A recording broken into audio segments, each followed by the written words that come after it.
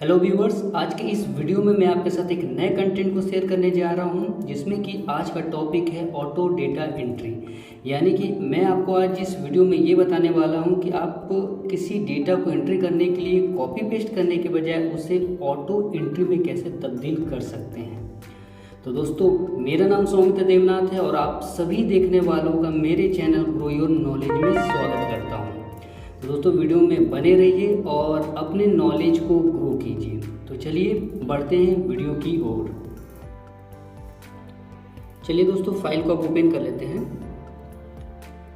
File open हो गया है। स्क्रीन पे जो आप फॉर्मेट देख पा रहे हैं, एक्चुअली ये एक पेमेंट डिटेल से रिलेटेड एक फॉर्मेट है।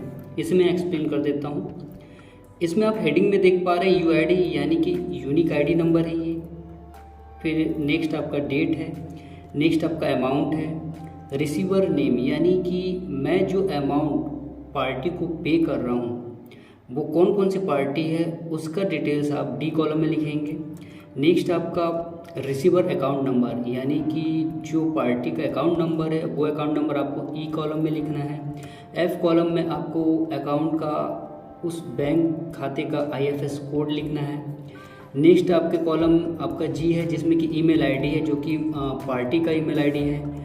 नेक्स्ट आपका ईमेल आईडी के बॉडी में आप क्या मैसेज देना चाहते हैं उससे रिलेटेड आप मैसेज यहाँ पे इंडिकेट कर सकते हैं, जो कि आपको एच कॉलम में लिखना है। नेक्स्ट आपका आई कॉलम में डेबिट अकाउंट नंबर, यानी कि किस खाते से आपको पैसा पे करना है पार्टी को, उस खाता नंबर को आपको आई नंबर कॉलम पे इंडिकेट करना है। नेक्स्ट आपका है रिमार्क। रिमार्क में अगर आप कुछ आइडेंटिफिकेशन देना चाहते हैं, कुछ मैसेज उसमें लिखना चाहते हैं, तो वो आप इसमें लिख सकते हैं। ठीक है। अब ये जो सीट है, इसे मैं अगर फिल करना चाहूँ तो किस तरह से मैं करूँगा।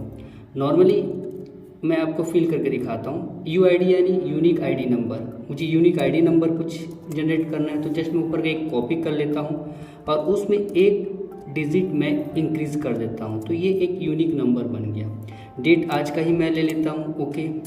अमाउंट में ले लेता हूँ 3456 का अमाउंट है। ओके। रिसीवर नेम में मैं कोई एक आप यहाँ ध्यान देंगे दोस्तों कि बगल वाले सीट में मैंने बैंक डिटेल रखा हुआ है, यानी कि मुझे जिन पार्टियों को पे करना होता है उन पार्टियों का मैं बैंक डिटेल भी मुझे मेंटेन करना होता है। तो वो बगल वाले सीट यानी लास्ट वाले सीट में, बैंक डिटेल वाले सीट में मैंने प्रिपेयर करके रखा हुआ है। और मुझे अगर इनमें से किसी पार्टी को पे करना होता है तो मैं उनके बैंक डिटेल को मैं यहाँ से पिक कर लेता हूँ। ठीक है। तो जस्ट मान लीजिए मुझे आर स्टोर को मुझे पे करना है 3450, तो मैं यहाँ पे जस्ट इसे पेस्ट करूँगा पार्टी का नाम। रिसीवर अकाउंट नंबर, यानी कि उनका अकाउंट नंबर जो है, जो यहाँ पे दिया हुआ है एफ कॉलम में, उसे मैं कॉपी करूँगा। फिर मैं फर्स्ट सीट में आऊँगा और इसे यहाँ पे अकाउंट नंबर पे पेस्ट करूँगा। रिसीवर आईएफएस कोड, यानी कि उस बैंक का आईएफएस कोड को मैं कॉपी करूँगा।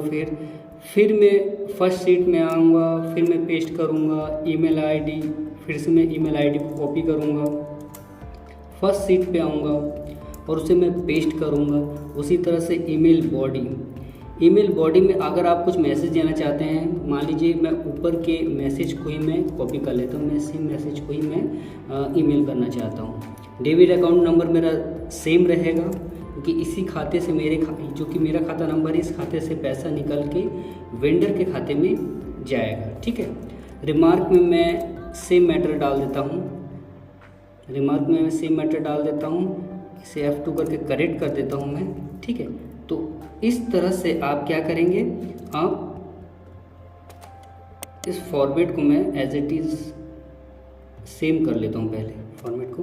तो इस तरह से आप किसी डेटा को, बैंक डिटेल को एंट्री करने के लिए आपको मैनुअली इस तरह से कॉपी पेस्ट करना होता है। लेकिन दोस्तों, इस तरह से कॉपी पेस्ट करके अगर मैं डेटा एंट्री करना चाहूँ तो इस पर काफ़ी वक्त लग जाएगा। तो इसका क्या सॉल्यूशन है?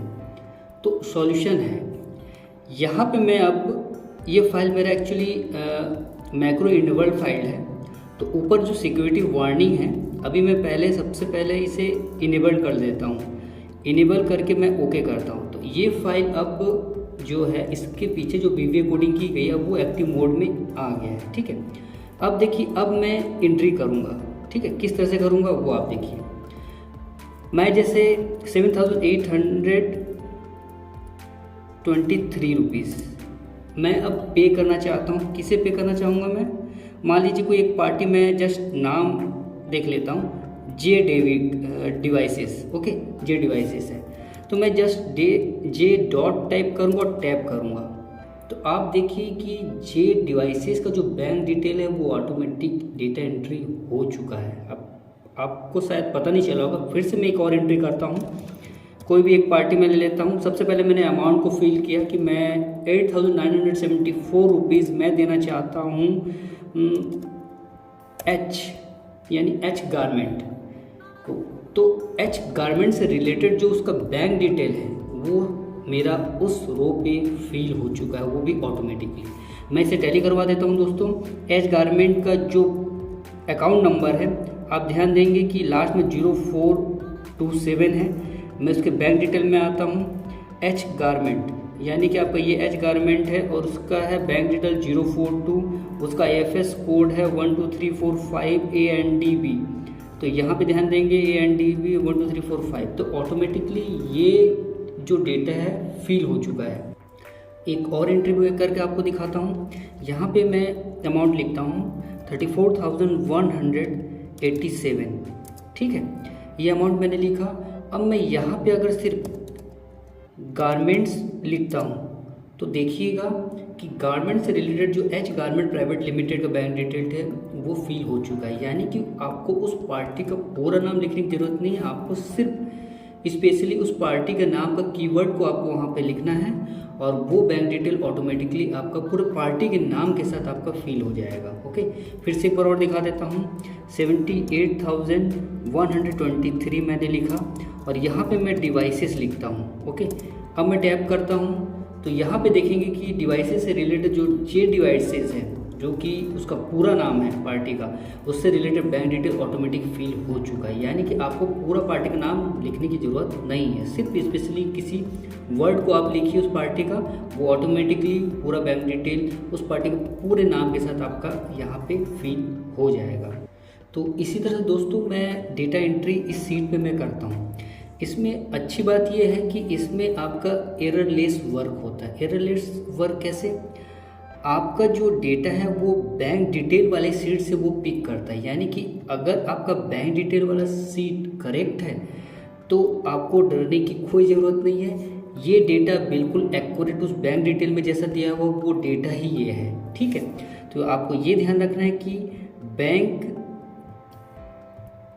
डिटेल में जो भी डेटा आप बैंक डिटेल डाल रहे हैं, एंट्री कर रहे हैं और ऐड कर रहे हैं वो करेक्ट होना चाहिए, है ना। उसी के बेस पे आपका जो बैंक एंट्री है वो आपका अपडेट होता है, बैंक एंट्री वाला सीट जो है वो अपडेट होता है। अब मैं आपको बता देता हूँ कि ये इसमें क्या लॉजिक इस्तेमाल किया गया है। लॉजिक एक्चुअली ये है दोस्तों कि मैं जैसे ही अमाउंट फिल करूँगा वीवीए कोडिंग ये ट्रेस करेगा कि हाँ अगर इस सेल पे अमाउंट है तो वो बगल वाले सेल पे ये फाइंड आउट करेगा कि वहाँ पे कौन सा कीवर्ड मैंने इस्तेमाल किया है।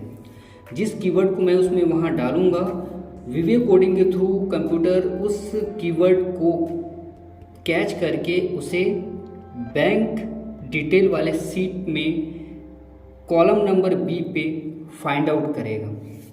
फाइंड आउट करने के लिए वो टॉप टू बॉटम का इस्तेमाल करेगा और उसे वो जो कीवर्ड है उसे जहाँ भी फाइंड आउट होगा उस रो को वो कैप्चर कर लेगा।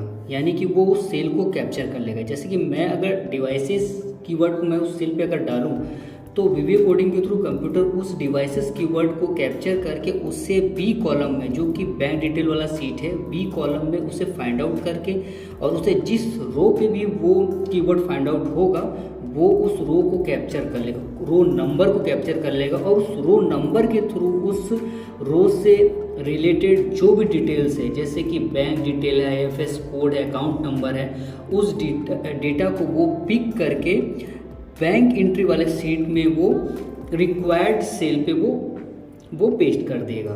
ओके, तो लॉजिक ये इस्तेमाल किया गया है। ठीक है, तो यहाँ पे मैं ये बता दूँ कि मान लीजिए मैं अगर पहले डिवाइसेस लिख दे रहा हूँ, मैंने डिवाइसेस लिखा, यानी कि मैं अगर पार्टी का नाम लिखता हूँ और मैं टैप करता हूँ तो ये वर्क नहीं करेगा, क्योंकि सबसे पहले वो अमाउंट को फाइंड आउट करेगा। दोस्तों मैं आपको बता दूँ कि सबसे पहले आपका अमाउंट लिखना है और पार्टी का नाम फिर लिखना है नेक्स्ट, तो ही वो आपका VBA कोडिंग वर्क करेगा। ओके, यानी कि यहाँ पे अगर मैं 1 2 3 मैं लिखता हूँ और मैं टैप करता हूँ तो देखिए अब वो कोडिंग कंप्यूटर उस चीज़ को रीड करके रिक्वायर्ड जो आपका बैंक डिटेल है वो आपका अब फिल उसने कर दिया है। ठीक है, तो यानी कि आपका अमाउंट फिल होना चाहिए और आपका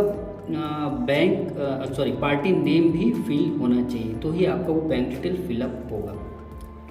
यहाँ पे दोस्तों मैं बता दूँ कि जो आपका receiver name, account number, IFS code, email ID, ये आपका बैंक डिटेल वाले शीट से आपका पिक हो रहा है। ठीक है, लेकिन लास्ट के जो 3 कॉलम है जिसमें कि email body, debit account number और रिमार्क, इसे वो कहाँ से पिक कर रहा है मैं आपको दिखा देता हूँ।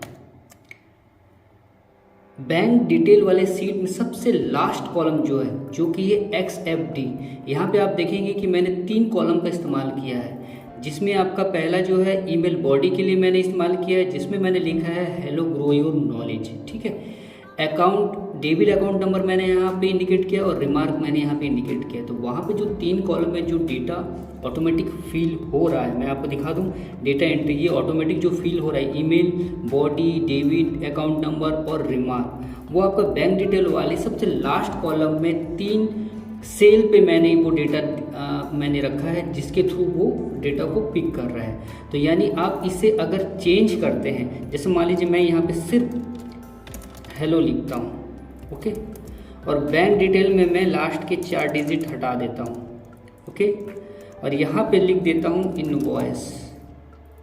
ओके, अब मैं डेटा एंट्री में मैं अगर कुछ एंट्री करता हूँ, मान लीजिए 34,587 रुपीज़ मैंने एंट्री किया।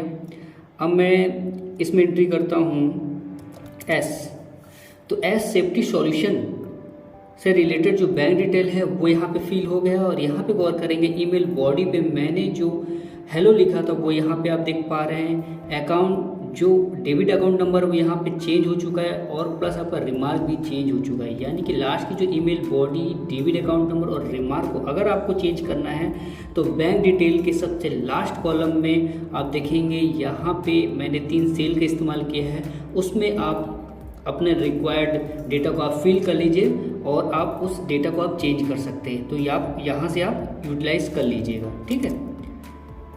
तो इसी तरह से दोस्तों आप बैंक डिटेल को ऑटोमेटिकली एंट्री कर सकते हैं इस सीट पे, ठीक है। अब मैं आता हूँ नेक्स्ट अपने डेटा एंट्री सीट पे, जिसे मैंने हाइड किया उसे अनहाइड कर देता हूँ मैं। पहले तो अनहाइड मैंने किया, एक और सीट है अनहाइड कर देते हैं, अनहाइड, ओके, ठीक है। यहाँ पे मैं स्टूडेंट की फ़ी की एंट्री कर रहा हूँ कि पर्टिकुलर स्टूडेंट से मैंने कितना फ़ी कलेक्ट किया है, उसका एक डिटेल्स में मैं यहाँ पे एक सीट मैंने प्रिपेयर किया है, जिसमें आप देखेंगे रिसिप्ट नंबर और डेट जो कि ऑटोमेटिकली आएंगे। डेट यानी जो आपका करेंट डेट है, जिस डेट में आप पैसा कलेक्ट करेंगे वो डेट आपका आएगा, ओके। और अमाउंट जो है आपको मैनुअली फिल करना है। स्टूडेंट नेम आपको, जैसा आपको का पहले सीट में मैंने बताया कि आप उस स्टूडेंट नेम का फर्स्ट नेम या लास्ट नेम कोई भी एक नेम आप लिखेंगे तो ऑटोमेटिक वो आ जाएगा, ठीक है। और फादर नेम, बाकी उससे रिलेटेड जो डिटेल्स है जैसे कि father name, landmark, city, state, mobile number और रिमार्क जो है वो ऑटोमेटिकली फिल हो जाएगा। वो कैसे फिल होगा दोस्तों, जिस तरह से मैंने पहले वाले बैंक डिटेल में मैंने बैंक डिटेल की एंट्री पूरा आपका मैंने दिखाया था कि मैंने एक सीट प्रिपेयर किया है बैंक डिटेल से रिलेटेड, उसी तरह से मैं स्टूडेंट के डिटेल से रिलेटेड भी मैंने एक सीट प्रिपेयर किया हुआ है, जिसमें आप देखेंगे student name, father name, landmark, city, state, contact number और रिमार्क। मैंने यहाँ पे ये 4 से 5 कॉलम मैंने प्रिपेयर किया हुआ है स्टूडेंट से रिलेटेड, और उसी डेटा को मैं यहाँ पे पिक करूँगा। जैसा मैंने बताया था आपको कि मुझे यहाँ पे अमाउंट लिखना है। जैसे 4500 मैंने एक स्टूडेंट से मैंने पिक किया है। अब स्टूडेंट का नाम चलिए कुछ भी मैं देखता हूँ आता है कि नहीं। जैसे मैंने स्टूडेंट का नाम लिखा सोहन, है क्या? नहीं होगा। ओके, जैसे राजा। ओके, मैंने राजा टाइप किया तो वहाँ पे राजा नाम से जो नाम आया है फाइंड आउट हुआ है वो है मिस्टर राजा चौहान। तो उससे रिलेटेड जो भी डिटेल है, father name, landmark, city, state, contact number और रिमार्क में फ़ी पेड का जो मैंने रिमार्क में दिया हुआ है वो डिटेल उसमें आ गया है। उसी तरह से 6489 रुपीज़ ये फ़ी पे किया है। किसने पे किया है? ये पे किया है राकेश ने।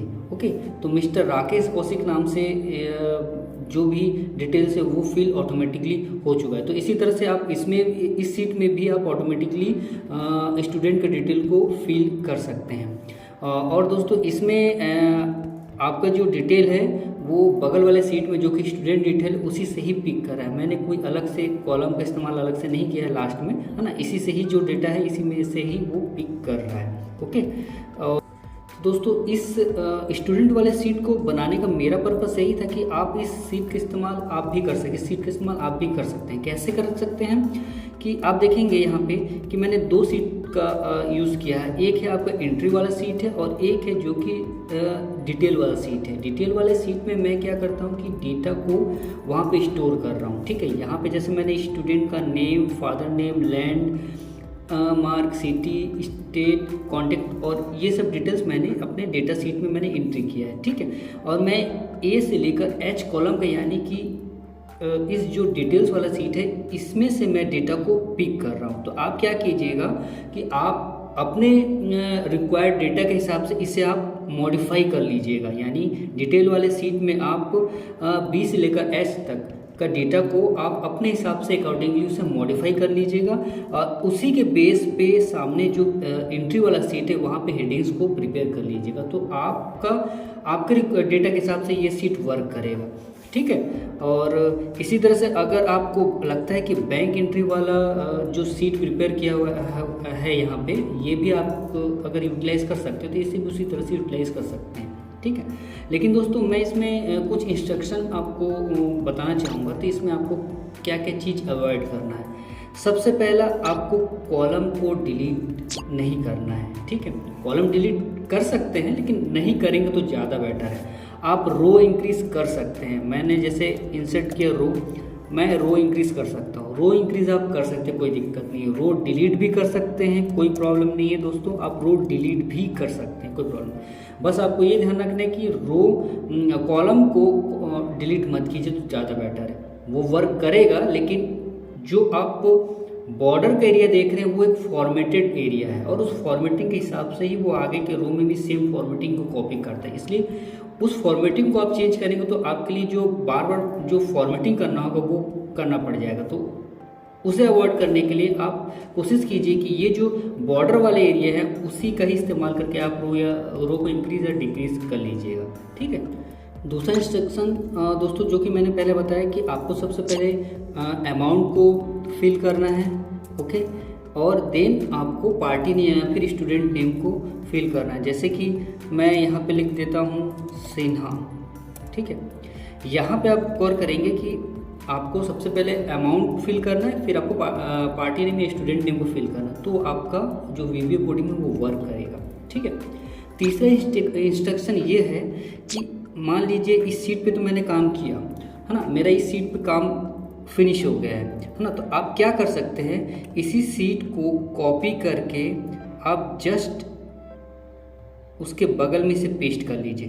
ध्यान दीजिएगा दोस्तों कि स्टूडेंट डिटेल के आगे मैंने उस सीट को मैंने पेस्ट कर दिया। ठीक है, अब मैं इस सीट पे मैं वर्क करके दिखा रहा हूँ। मैं बताना चाहता हूँ क्या, वो आप ध्यान दीजिएगा कि जैसे मैंने यहाँ पे 1 2 3 4 2 3 है ना, मैंने लिखा और मैं यहाँ पे एक नाम मैं देख लेता हूँ पहले।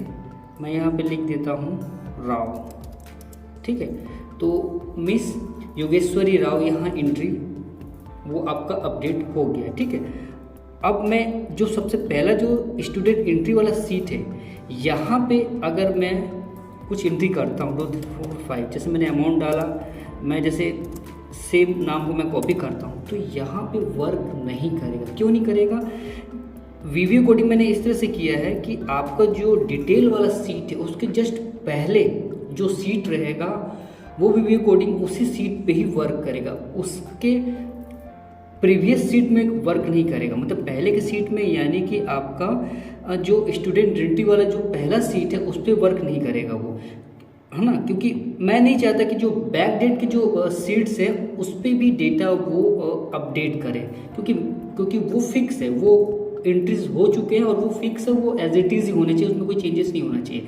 इसलिए कोडिंग इस तरह से की गई है कि जो डिटेल वाला सीट है जस्ट उसके पहले जो सीट रहेगा वहाँ पर ही वो अपडेट करेगा उस सीट पे, अदरवाइज बाकी सीट में वो एज इट इज़ ही रहेगा डेटा, कोई चेंजेस नहीं होंगे। यानी कि अगर मैं स्टूडेंट सीट डिटेल वाला मैं सीट को उठा के पिक करके जस्ट मैं स्टूडेंट एंट्री वाला सीट के बगल में रखता हूँ, तो अब ध्यान देंगे कि मैं स्टूडेंट डिटेल वाला सीट के बगल में अब मैं इसे कुछ एंट्री करता हूँ तो यहाँ अपडेट नहीं होगा, क्योंकि मैंने बताया कि जस्ट डिटेल वाला सीट के पहले वाले सीट में जो भी डेटा आप डालेंगे वो अपडेट होगा। यानी कि मैं अब यहाँ पे कुछ डेटा डाला हूँ, जैसे कि मैंने पहले डाला था 2 3 4 5, वो अभी अपडेट हुआ, इसे आपने ध्यान नहीं दिया होगा। फिर भी मैं एक अमाउंट डाल के मैं फिर से डेटा डालता हूँ, देखिए अपडेट हुआ। यानी कि डिटेल वाला सीट के पहले वाले सीट में, जस्ट पहले वाले सीट में ही डेटा आपका एडिट होगा।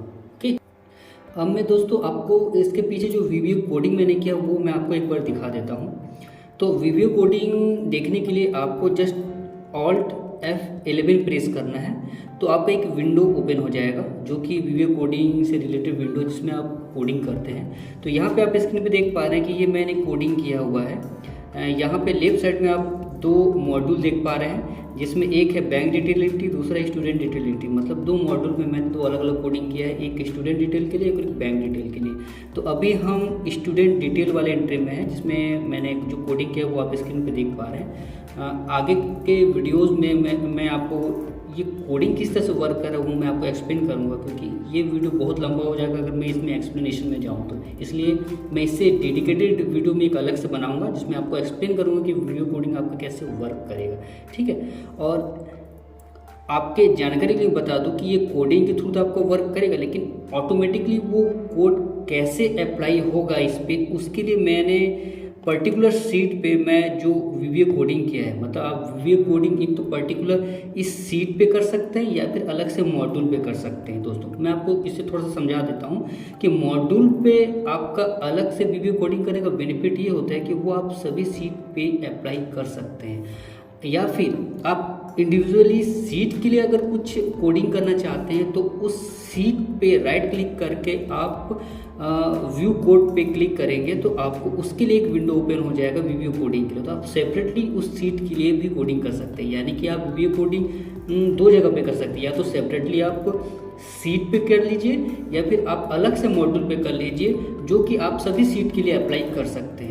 तो यहाँ पे मैंने स्पेशली जो सीट पे जो कोडिंग किया है वो एक्चुअली मैंने कॉल किया है, उस मॉड्यूल को मैंने कॉल किया है। कॉल के बेस पे ऑटोमेटिकली जैसे ही मैं किसी सेल पे सिलेक्शन को मैं चेंज करता हूं तो वो कोड वर्क करने लगता है। यानी कि सीट पे मैंने ये कोड किया है कि जैसे ही मैं सेल मेरा चेंज होगा, सिलेक्शन जो चेंज होगा किसी सेल का, तो वो ऑटोमेटिकली वो कोड रन कर जाएगा। तो ये कोड मैंने इस्तेमाल करके इस सीट को मैंने प्रिपेयर किया है।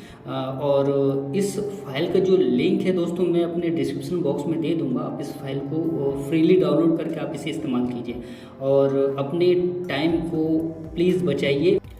आई होप दोस्तों आपको समझ आ गया होगा कि आपको इस फाइल का इस्तेमाल किस तरह से करना है और अपने लिए कैसे इस तरह से इसे मॉडिफाई करना है, ठीक है। और उम्मीद करता हूँ कि आपको आज का वीडियो पसंद आया होगा दोस्तों, और अगर पसंद आया तो प्लीज़ दोस्तों लाइक शेयर के साथ साथ मेरे चैनल को सब्सक्राइब भी कर दीजिए, ताकि मेरे जो नए वीडियोज़ हैं आप तक सबसे पहले पहुँच जाए। और आगे भी मैं इसी तरह के नए और अच्छे कंटेंट के साथ आपके नॉलेज को ग्रो करने की कोशिश करूंगा दोस्तों। तो तब तक मुझे इजाज़त दीजिए और आप खुश रहिए और अपने आसपास के लोगों को भी खुश रखिए। धन्यवाद।